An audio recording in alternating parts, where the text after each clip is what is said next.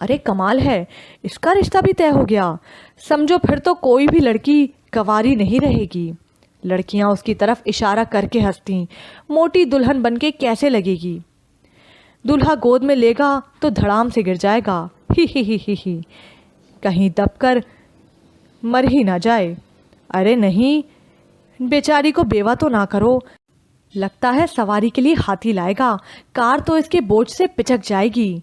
भाई, अब क्या मोटी औरतें हाथियों पर सवारी करती हैं? इससे भी ज्यादा बोझल खवातीन कारों में बैठा करती हैं।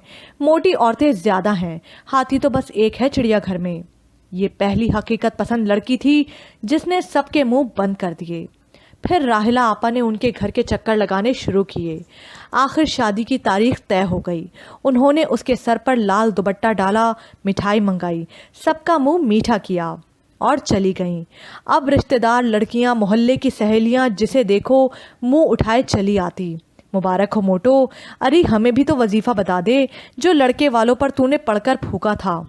कौन सा जादू कर दिया नंद पर? रेशा खत्मी हो रही थी, कुछ हमें भी तो बता।